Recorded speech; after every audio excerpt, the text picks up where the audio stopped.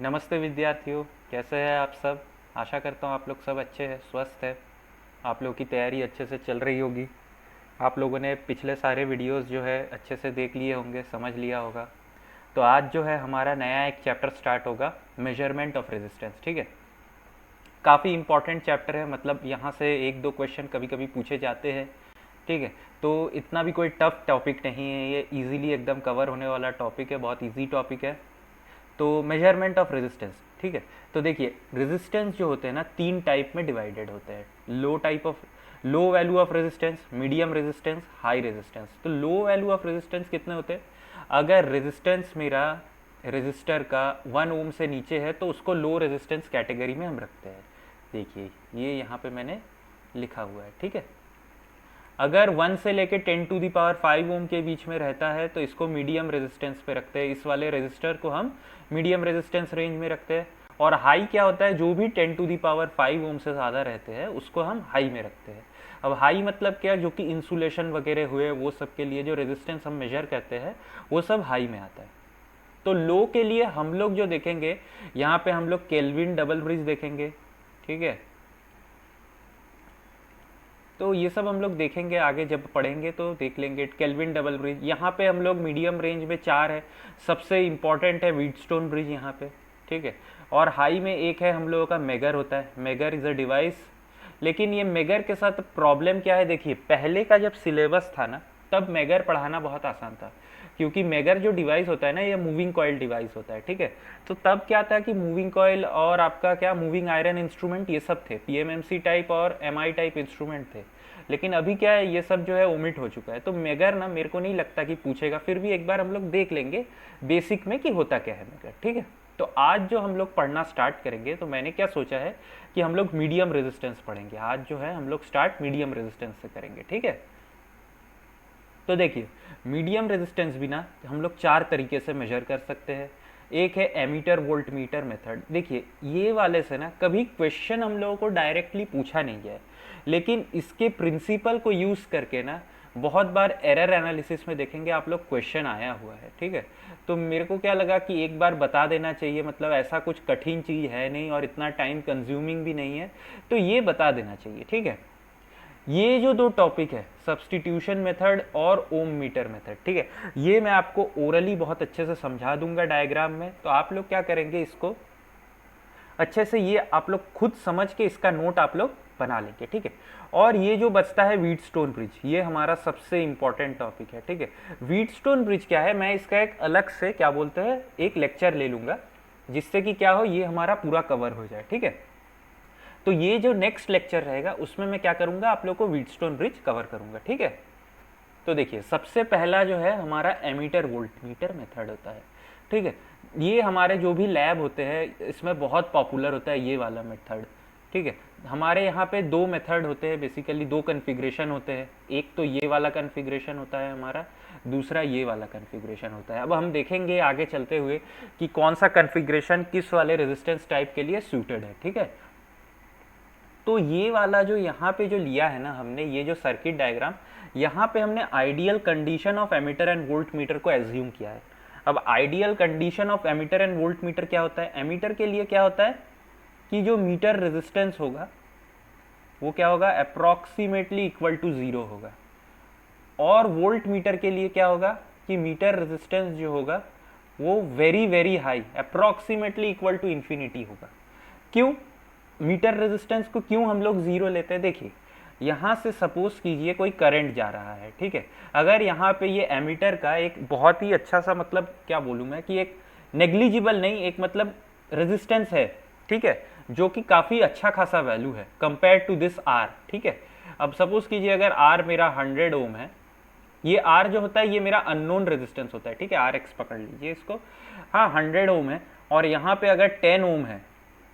ठीक है, तो अब देखिए यहाँ से जो करंट आएगा ना, उसके अक्रॉस, ये एमीटर के अक्रॉस में एक वोल्टेज ड्रॉप क्रिएट करेगा। ठीक है, और वो वोल्टेज ड्रॉप जो रहेगा ना, वो कंपेरेबल रहेगा ये वाले वोल्टेज ड्रॉप के रेस्पेक्ट में। ठीक है, तो इसीलिए अगर ये सपोज कीजिए कि अगर ये एमीटर रेजिस्टेंस मेरा होता कितना, 0.1 ओम होता, तो ये काफ़ी कम होता। तो यहाँ पे जो ड्रॉप होता वोल्टेज का, अगर यहाँ से सपोज कीजिए कि मेरा 1 एम्पियर करंट आता तो यहाँ पे 0.1 वोल्ट होता और यहाँ पे कितना होता 100 वोल्ट होता। तो ये जो होता काफ़ी कम होता है। इसीलिए हम लोग क्या एमीटर रेजिस्टेंस को हमेशा हमेशा क्या करते हैं, ज़ीरो के एकदम मतलब एकदम नेग्लिजिबल रखने की कोशिश करते हैं। अब वोल्ट मीटर रेजिस्टेंस हम लोग क्यों हाई लेना चाहते हैं?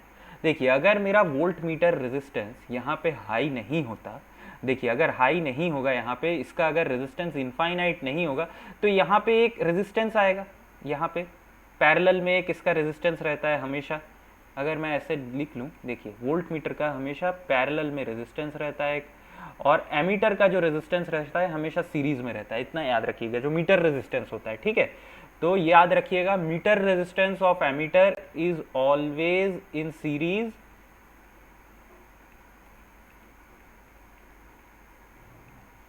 और meter resistance of voltmeter जो होता है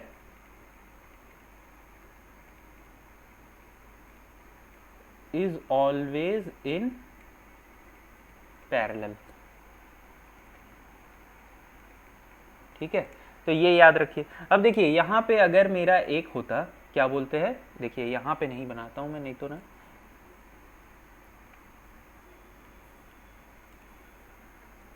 अगर मैं बोल क्या रहा हूं अभी एक वोल्ट मीटर का मेरा, अगर ये वोल्ट मीटर आइडियल नहीं होकर नॉन आइडियल होता, ठीक है, तो यहाँ पे एक रेजिस्टेंस होता। अब देखिए ये जो 1 एम्पियर आ रहा है, ठीक है, तो यहाँ पे कुछ करंट डिवाइड होगा, कुछ करंट यहाँ पे चला आएगा।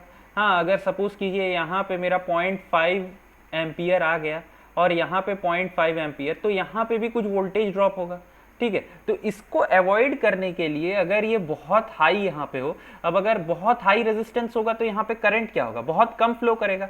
मोस्ट ऑफ द करंट जो है वो क्या होगा, अननोन रेजिस्टेंस से पार्ट से फ्लो होगा। तो इसीलिए हम लोग हमेशा जो होता है ideal characteristics of ammeter and volt meter यहाँ पे एज्यूम करते हैं, ठीक है, ये वाले मेजरमेंट, ये वाले केसेस में, ठीक है।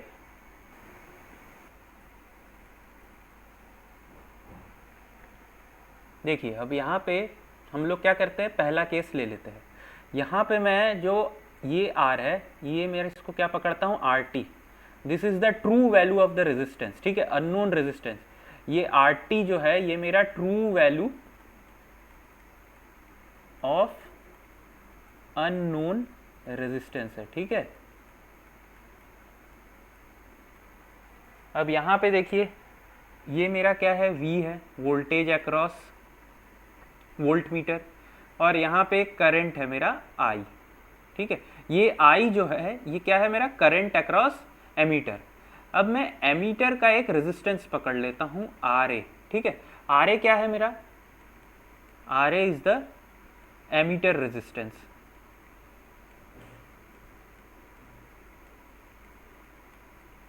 ठीक है। तो आर ए अगर एमीटर रेजिस्टेंस होता है तो अब मेरा जो मेजर्ड वैल्यू होगा, मेजर्ड वैल्यू ऑफ आर, ये क्या होगा, आर एम जो होगा वो क्या होगा, voltage across the volt meter V by current through this ammeter, ठीक है। लेकिन अब देखिए ये वोल्टेज जो होगा ये यहाँ पे क्या होगा, I R A plus I R T, ऐसे लिख सकते हैं, डिवाइडेड बाई आई। तो अब जो मेरा आर मेजर्ड आया वो बेसिकली क्या हुआ, R A plus R T, ठीक है। ये मेरा आर एम क्या है, मेजर्ड वैल्यू, मेजर्ड या क्या बोल सकते हैं हम इसको, कैलकुलेटेड वैल्यू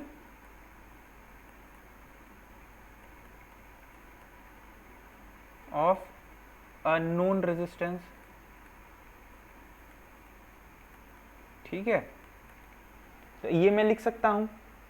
अब देखिए मैं ये आर एम को ऐसे लिख सकता हूं क्या, देखिए तो ज़रा, R M is equal to, अगर मैं आर टी को बाहर निकाल लूँ, R T 1 plus R A by R T, ऐसे लिखूँ तो कुछ गलत होगा क्या?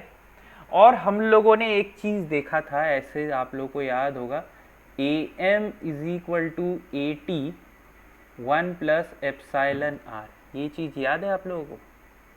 याद होना ही चाहिए, याद है क्या, होना ही चाहिए एकदम बिल्कुल। तो यहाँ पे मेरा रिलेटिव एरर क्या हुआ, यहाँ पे जब मैं इस वाले कन्फिग्रेशन से मेजर कर रहा हूँ तो मेरा रिलेटिव एरर क्या आया, रिलेटिव एरर मेरा RA/RT आ गया। तो ये चीज़ आप लोग हमेशा नोट रखेंगे कि जब मैं ये वाले कन्फिग्रेशन से मेजर करूँ तो मेरा जो रिलेटिव एरर है वो RA/RT, जहाँ पे RA मेरा क्या होता है, एमिटर रेजिस्टेंस है, और RT क्या है, मेरा true value of the resistance होता है। ठीक है, अब यहाँ वाला ये वाले इक्वेशन को देखिए, अगर मेरा RA अप्रोक्सीमेटली इक्वल टू 0 हो जाता है तो क्या होगा, मेरा RM जो होगा वो भी क्या होगा, अप्रोक्सीमेटली इक्वल टू RT। तो इसीलिए हम लोग हमेशा क्या कोशिश करते हैं कि हमारा RA जो हो वो जितना हो सके कम हो। ठीक है, आइडियल कैरेक्टरिस्टिक्स इसीलिए फॉलो करना चाहते हैं हम लोग, क्यों, जिससे कि हमारा जो यहाँ पे रेजिस्टेंस जो ट्रू वैल्यू है और मेजर्ड वैल्यू वो एकदम सेम आ जाए। ठीक है, तो देखिए अब हम लोग केस 2 देखते हैं। यहाँ पे देखिए ये जो करंट है, सपोज कीजिए मैं इसको I पकड़ लेता हूँ। अब जो वोल्ट मीटर है यहाँ पे मैं क्या कर लेता हूँ कि वोल्ट मीटर में भी कुछ अब रेजिस्टेंस आ गया, जिसका कि नाम मैं दे देता हूँ RV, वोल्ट मीटर रेजिस्टेंस। ठीक है, ये जो रेजिस्टेंस है ये पैरेलल में कनेक्टेड होगा। हाँ देखिए ये जो वोल्ट मीटर है ना, मैंने इसको कैसे एज्यूम किया है, देखिए ये एक ऐसा है, ठीक है, ये और ये एक रेजिस्टेंस है RV। अब देखिए ये वाला जो वोल्ट मीटर है ना, मैंने इसको आइडियल मान लिया, मतलब इसका रेजिस्टेंस अब एकदम इनफाइनाइट है। मैंने क्या किया है, इसका जो रेजिस्टेंस है इसको बाहर निकाल लिया है। ठीक है, तो ऐसे मत समझिएगा कि यहाँ पे एक सीरीज में रेजिस्टेंस है, बेसिकली ये पैरेलल में रेजिस्टेंस है, और ये वाले वोल्ट मीटर को मैंने आइडियल मान लिया है। ठीक है, तो मैंने इसका नॉन आइडियल कैरेक्टरिस्टिक्स को बाहर निकाल लिया है सर्किट से। ठीक है, तो देखिए RV क्या है, मेरा वोल्ट मीटर रेजिस्टेंस, और ये जो R है इसको मैं RT पकड़ लेता हूँ। ये क्या है, मेरा फिर से ट्रू वैल्यू ऑफ रेजिस्टेंस। अब देखिए कुछ करंट यहाँ से फ्लो होगा IV, और कुछ करंट यहाँ से फ्लो होगा IT। ठीक है, तो अब जो मेरा RM होगा, RM फिर से क्या है, मेरा मेजर्ड रेजिस्टेंस जो होगा वो मेरा क्या होगा, यहाँ पे देखिए एक वोल्टेज तैयार हुआ है V। ठीक है, तो ये क्या होगा, V बाई करंट में पासिंग थ्रू एमीटर, वो क्या है I। अब देखिए मैं इसको कैसे लिख सकता हूँ, VI है मेरा क्या, IV प्लस IT है, IV प्लस IT ये है। अब देखिए इसको मैं ऐसे लिख सकता हूँ क्या, V by RV plus V by RT। अब देखिए ये VV कैंसिल हो जाएगा, तो मेरा RM जो आएगा वो क्या आएगा, RV into RT divided by RV plus RT, ये आ जाएगा। ठीक है, अब यहाँ पे भी मैं क्या करता हूँ कि इसको देखिए मैं ऐसे लिखने का कोशिश करता हूँ, ये जो मेरा RV है ना, ये RV को मैं नीचे ले जाता हूँ। देखिए तो इसको मैं ऐसे लिख सकता हूँ क्या, देखिए तो ज़रा, RM is equal to RT divided by 1 plus RT by RV, ऐसे लिख सकता हूँ, मैं लिख सकता हूँ, कोई इसमें दिक्कत तो है नहीं, मैंने कुछ भी इस यहाँ पे कुछ ये नहीं किया है। तो अब यहाँ पे इसको एक इक्वेशन पकड़ लीजिए। ठीक है,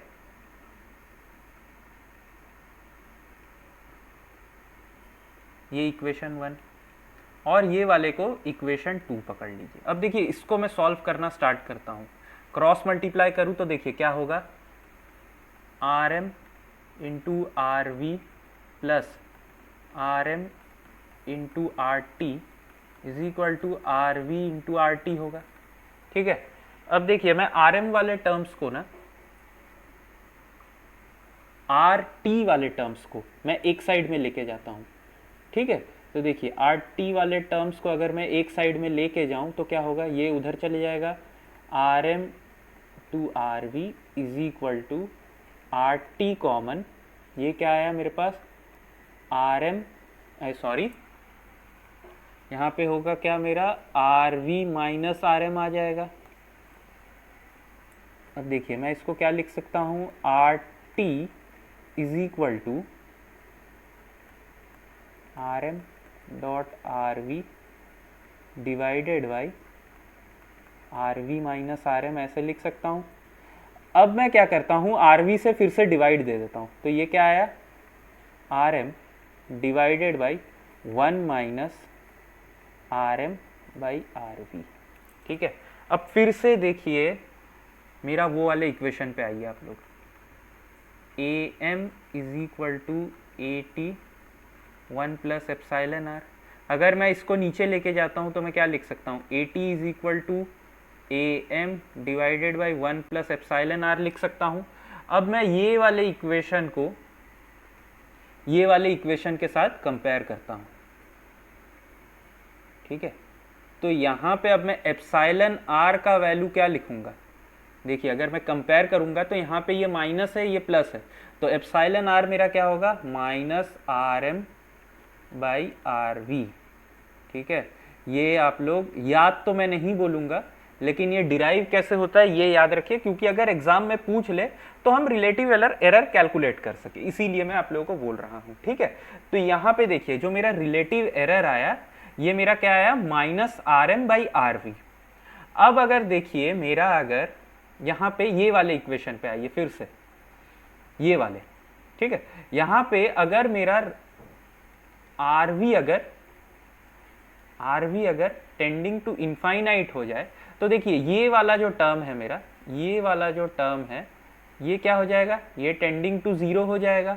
तब मेरा क्या होगा, उस केस में क्या होगा, R M will be equal to R T. तो इसीलिए जब भी हमारा ये वाला कॉन्फ़िगरेशन रहता है ना, तो यहाँ पे हम लोग क्या कोशिश करते हैं कि जो आर एम का वैल्यू रहे, ठीक है, आर एम का वैल्यू जो रहे यहाँ पे, ये सॉरी आर एम बोल रहा हूँ, जो आर वी का जो वैल्यू रहे ना, आर वी का जो वैल्यू रहे ये वाले केस में, वो कह रहा है वेरी वेरी हाई रहे कंपेयर टू आर टी रहे। ठीक है, यहाँ पे ये केस था। अब देखिए पीछे वाले केस में मैं बता दूं, तो यहाँ पे जब मेरा ये वाला था, तब मेरे को क्या चाहिए कि आर ए जो है, ठीक है, आर ए जो है वो वेरी वेरी लेस देन क्या रहे, आर टी रहे। ठीक है, अगर ये केस रहा यहाँ पे, तो मेरा जो ये वाला रेशियो रहेगा ये वेरी वेरी क्या होगा, R A by R T का जो रेशियो रहेगा वो क्या होगा, वेरी वेरी लेस देन 1 हो जाएगा। तो अगर ये वेरी वेरी लेस देन 1 रहा तो R M equal to R T हो जाएगा। ठीक है, तो ये दो कंडीशन आप लोग याद रखेंगे, एक ये वाला और एक मेरा क्या, ये वाले, दोनों केसेस में आप लोग ये कंडीशन याद रखेंगे। अब देखिए यहाँ पे ना इन दोनों केसेस के, अगर देखिए इन दोनों केसेस के अगर मैं रिलेटिव एरर का मैग्नीट्यूड ले लूँ, पहले वाले केस का और दूसरे वाले केस का, और अगर मैं दोनों को इक्वेट करूं, इक्वल टू लिखूं, तो देखिए मेरा क्या आएगा, R A by R X is equal to R X नहीं, सॉरी यहाँ पे क्या था, मैंने क्या लिया था इसको, आर एक्स, तो बार बार ये आर एक्स लिख रहा हूँ, आर एक्स गलत हो जाएगा। ठीक है, आर एक्स नहीं लेना है हमको, यहाँ पे हम लोग लिए क्या है, आर टी एज्यूम किए है, R T by R V. ठीक है, इनको हमने इक्वल क्यों माना है, क्योंकि रिलेटिव एरर दोनों केस में अगर सेम होता है, ठीक है, तो फिर देखिए क्या होता है, R T square is equal to R A into R V, मतलब आर टी इक्वल टू क्या हुआ मेरा, आर ए आर वी। ये भी एक इंपॉर्टेंट कंडीशन है, बहुत ही इंपॉर्टेंट कंडीशन है कि आर टी जो हो है मेरा, अगर ये equal to root of R A R V हो, आर ए क्या है एमीटर रेजिस्टेंस, आर वी क्या है वोल्ट मीटर रेजिस्टेंस। ठीक है, अगर यहाँ पे आर टी जो है मेरा वो greater than under root of R A into R V आ जाए, तो हम कौन सा मेथड फॉलो करेंगे, मेथड 1। ठीक है, तो हमारा एरर कम रहता है, ये एक स्टैंडर्ड थंब रूल है। और अगर आर टी मेरा less than R A R V रहे, तो कौन सा मेथड, मेथड 2 फॉलो करेंगे। ठीक है, तो ये एक स्टैंडर्ड थंब रूल है, इसी को हम लोग फॉलो करके हमेशा क्या करते हैं, सिलेक्ट करते हैं कि हमको कौन सा वाला कॉन्फ़िगरेशन चाहिए, ये वाला केस 1 वाला कॉन्फ़िगरेशन चाहिए। ये कब लेते हैं, जब अगर मेरा आर टी का value greater than R A R V से ज़्यादा रहे, तो ये वाला कॉन्फ़िगरेशन। अगर लेस रहे आर टी का value R A R V के अंडर रूट से तो ये वाला कॉन्फ़िगरेशन यूज करते हैं हम लोग, ठीक है। देखिए अगला जो अब मेथड है ना, ये क्या है, सब्सटीट्यूशन मेथड। यहाँ पे मैं क्या है आप लोगों को सर्किट ना एकदम समझा देता हूँ ओरल, यहाँ पे मैं कोई लिख के नहीं, क्योंकि ये पूछा नहीं जाता है। ईएससी में आया हुआ है, गेट में मेरे को नहीं लगता है कभी आएगा, क्योंकि ये है भी नहीं सिलेबस में मेंशन्ड और आज तक कभी पूछा भी नहीं है, ठीक है। तो देखिए सब्सटीट्यूशन मेथड में क्या होता है, यहाँ पे देखिए ये जो है, देखिए ये एक मेरा क्या है, ये आर जो है ना, ये आर मेरा क्या है, अननोन रेजिस्टेंस है, और ये एस जो है ना, ये एस मेरा क्या है, एक स्टैंडर्ड वेरिएबल रेजिस्टेंस। यहाँ पे मैं इसको वेरी कर सकता हूँ, ठीक है। यहाँ पे आर जो है एक रेगुलेटिंग रेजिस्टेंस है, और ये जो 1 और 2 पोजीशन आप देख रहे हैं, ये वाला जो पूरा कॉन्फ़िगरेशन, ये मेरा क्या है, स्विचिंग कॉन्फ़िगरेशन है, ठीक है। यहाँ पे मैं ऑल्टरनेटली इसको कभी 1 पे लगा सकता हूँ, कभी 2 पे लगा सकता हूँ। तो देखिए अब जब हम लोग स्टार्ट करते हैं ना, ये सर्किट को स्टार्ट किए हम लोग, ठीक है, करंट हमारा ऐसे फ्लो होना स्टार्ट हो गया, तो सबसे पहले जब हम लोग स्विच को ऑन करते हैं ना, तो स्विच को हम ये 1 वाले पोजीशन पे रखते हैं, ठीक है। देखिए 1 वाले पोजीशन पे हम लोग रखते हैं, ये 1 वाले पे कनेक्टेड है, तो देखिए करंट यहाँ से फ्लो हुआ, ठीक है, ये करंट यहाँ से फ्लो हुआ, एमीटर पे कुछ करंट दिखाना स्टार्ट किया, और ये हमारा सर्किट कंप्लीट हो गया। अब हम क्या करते हैं कि स्विच को 2 पे लेके आते हैं, ठीक है, स्विच को 2 पे लेके आते हैं। पहले जब हम लोग 1 पे रखे थे ना, तो हम लोग एमीटर का रीडिंग मार्क कर लेते हैं, ठीक है। एस का तो क्या है, स्टैंडर्ड रेजिस्टेंस है, तो हमको इसका रेजिस्टेंस वैल्यू पता रहता है, और यहाँ पे हम क्या करते हैं, एमीटर पे करंट का पोजीशन मार्क कर लेते हैं। अब हम क्या करते हैं कि फिर से हम स्विच को पोजीशन 2 पे लेके आते हैं, ठीक है। अब हम क्या करेंगे, यहाँ से फ्लो करवाना स्टार्ट करेंगे, तो यहां पे भी एक एमीटर का मार्किंग होगा, ठीक है। अगर मेरा एमीटर का मार्किंग सपोज कीजिए कि ऐसा कुछ था 0, ये 0 है मेरा, यहाँ पे कुछ 5 है, यहाँ पे 10 है, ठीक है। अब यहाँ पे जब मैंने S लगाया था ना, तो सपोज कीजिए मेरा क्या था, 6 पे मेरा एमीटर का जो निडल है वो आके रुका था। अब जब मैंने स्विच को 2 पे लेके आया रेजिस्टेंस के पास, तो मैंने क्या देखा कि मेरा जो है ये 6 से ज़्यादा है, 7 पे इंडिकेट कर रहा है कहीं पे, ठीक है। तो अब मेरे को क्या पता हुआ कि जो S का वैल्यू है वो मेरे को बढ़ाना पड़ेगा, सॉरी S का जो वैल्यू है वो मेरे को क्या करना पड़ेगा, कम करना पड़ेगा, तभी ये रीडिंग R के आसपास आएगा। मतलब आप लोग समझ रहे हैं। देखिए मैं क्या बोलना क्या चाह रहा हूँ, यहाँ पे देखिए ठीक से मैं ड्राइंग करना आता हूँ उसका।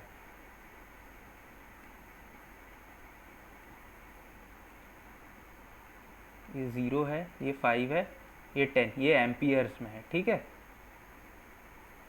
अब मैंने क्या कहा कि जब मैंने S को कनेक्ट किया था, ठीक है, तो सपोज कीजिए मेरा जो निडल था वो 6 पे आया, ये 6 एम्पियर है, ठीक है। अब मैंने क्या किया, सेम निडल को मैंने R पे कनेक्ट किया, मतलब ये स्विच को R पे कनेक्ट कर दिया, तो एक करंट का फ्लो आया, तो एक एमीटर कुछ इंडिकेट कर रहा है। अब जो एमीटर इंडिकेट किया ना, वो सपोज कीजिए क्या है कि 7 इंडिकेट कर रहा है, ठीक है, 7 इंडिकेट किया। इसका मतलब क्या है, जो ये R वैल्यू है, ठीक है, R का जो वैल्यू है, ठीक है, R का जो वैल्यू है वो क्या है मेरा, ये लेस देन S है। तो मैं यहाँ पे बेसिकली क्या कर रहा हूँ, स्टैंडर्ड रेजिस्टेंस के टर्म में मैं R को फाइंड कर रहा हूँ, ठीक है। तो अब मैं क्या करूँगा, ये जो S है इसको थोड़ा सा और डिक्रीज करूँगा, ठीक है, S को थोड़ा और डिक्रीज करूँगा, तो अब की बार ये 6 में नहीं आया, ठीक है। S जो है, तो S अब जो मेरा करंट का रीडिंग होगा, अब मेरा करंट का रीडिंग सपोज कीजिए 6.5 के पास आया। अब फिर से मैं क्या कर रहा हूं कि जब मेरे को ये कंडीशन आ गया ना, R लेस देन S मेरे को पता चल गया 7 पे, तो मैंने S का वैल्यू थोड़ा सा और बढ़ाया, ठीक है। अब S का वैल्यू थोड़ा सा और बढ़ाया और स्विच को मैं फिर से 1 पे लेके आया। तो अब की बार मैं क्या देखा कि अब जो है मेरा ये 6 की जगह कहाँ पे इंडिकेट करेगा, 6.5 के पास इंडिकेशन आने लग गया मेरा। तो ठीक है, मैं अब क्या करूंगा, फिर से मैं S का वैल्यू थोड़ा सा और बढ़ाऊंगा जब तक कि ये 7 के नियर ना आ जाए। तो जो वैल्यू मेरे S के एकदम 7 के पास जो देगा, 7 एम्पियर के पास जो रीडिंग देगा ना, वही मेरा R का एक अप्रोक्सीमेट वैल्यू होगा। तो बेसिकली यहाँ पे हम क्या कर रहे हैं, कंपैरिजन कर रहे हैं किसके बीच में, स्टैंडर्ड वेरिएबल रेजिस्टेंस S और अननोन रेजिस्टेंस R के बीच में बार बार हम लोग स्विच करके देख रहे हैं, ठीक है। यहाँ पे हम लोग बार बार S को स्विच कर रहे हैं अलग अलग वैल्यूज के लिए और ये करंट के पास लेके जा रहे हैं, ठीक है। इसी को हम क्या कहते हैं, सब्स्टिट्यूशन मेथड कहते हैं। देखिए और एक क्या है हमारा ओम मीटर मेथड होता है फॉर मेजरमेंट ऑफ रेजिस्टेंस। यहाँ पे क्या होता है कि यहाँ पे दो प्रिंसिपल पे बेस होता है। अगर मैं वोल्टेज को कांस्टेंट रख दूं, ठीक है, अगर मैं कोई भी एक सर्किट में वोल्टेज को कांस्टेंट रख लूं तो जो मेरा करंट रहेगा, ठीक है, अगर मैं क्या बोला कि I जो होता है ये मेरा प्रोपोर्शनल टू V होता है, और जब मैं इसको हटाता हूं तो क्या होता है I इज V/R होता है, ठीक है। तो मैं क्या बोल रहा हूं, अगर मैं वोल्टेज को कांस्टेंट रख दूं, ठीक है, अगर मैं वोल्टेज को कांस्टेंट रख लूं तो मेरा जो I होगा वो किसके अक्रॉस में रीडिंग, मतलब जो R अगर मेरे को मेजर करना हुआ अननोन रेजिस्टेंस तो वो क्या होगा, इनवर्सली प्रोपोर्शनल टू I होगा। तो मैं बेसिकली इसी वाले रिलेशन का यहाँ पे मैं क्या कर रहा हूँ, एक्सप्लॉइट करूंगा, ठीक है। समझे आप लोग, मतलब मैं कहना क्या चाह रहा हूँ। देखिए मेरे को क्या पता होता है I is equal to V/R होता है, ठीक है। अगर मैं कोई सर्किट में ऐसा एडजस्टमेंट करूं कि मेरा वोल्टेज जो रहे वो हमेशा कांस्टेंट रहे, तो मेरा जो करंट का रीडिंग आएगा, जो करंट को मैं मेजर करूंगा एमीटर से, वो प्रोपोर्शनल टू क्या होगा, inversely proportional to the resistance measured होगा, ठीक है। देखिए तो यहाँ पे ना मैं वही चीज को कर रहा हूँ, और इस टाइप के कन्फिग्रेशन को हम क्या कहते हैं, सीरीज टाइप ओम मीटर कहते हैं, ठीक है। तो देखिए सीरीज टाइप ओम मीटर में क्या करता हूं मैं कि देखिए यहाँ पे, अब यहाँ पे मैं ये जो एमीटर है इसको कैलिब्रेट कैसे करूं कि ये रेजिस्टेंस मेजर कैसे करेगा। तो देखिए अगर मैं RX को अगर मैं शॉर्ट कर दूं यहाँ पे, ठीक है, अगर मैं RX को शॉर्ट कर दूं तो यहाँ से मेरा मैक्सिमम करंट फ्लो करेगा, ठीक है। यहाँ पे जो ऊपर साइड है ना स्केल का, इसको मैं करंट के लिए रखता हूं, और जो नीचे साइड है ना इसको मैं रेजिस्टेंस के लिए रखता हूं, ठीक है। रेजिस्टेंस के लिए मैं किससे, ये रेड वाले से मार्क करूंगा, और करंट के लिए मैं येलो से मार्क करूंगा, ठीक है। तो जब मेरा रेजिस्टेंस मिनिमम रहेगा, ठीक है, रेजिस्टेंस अगर मिनिमम रहेगा तो मेरा करंट क्या रहेगा, मैक्सिमम रहेगा। तो देखिए यहां पे मेरा रेजिस्टेंस जब 0 रहा तो मेरा करंट यहां पे कितना है, मैक्सिमम, मतलब मैं पकड़ लेता हूं इनफाइनाइट करंट। और यहां पे अगर मेरा रेजिस्टेंस इनफाइनाइट है, ठीक है, अगर मेरा रेजिस्टेंस इनफाइनाइट है तो मेरा करंट यहां पे क्या होगा, 0 होगा, करंट 0 होगा, लेकिन मेरा रेजिस्टेंस क्या होगा, यहाँ पे इनफाइनाइट होगा। तो देखिए ये वाला इनवर्स रिलेशन भी यहाँ पे आ रहा है, ठीक है। तो यहाँ पे मेरा जो नीडल रहेगा ना वो कुछ इस तरीके से यहाँ से स्विंग करेगा, ठीक है, यहां से स्विंग करना स्टार्ट करेगा, इस साइड में स्विंग करेगा। क्यों, क्योंकि ये जो था ये एमीटर था, लेकिन मैंने ये एमीटर को कैलिब्रेट किया इसके रीडिंग को रेजिस्टेंस मेजर करने के लिए, ठीक है।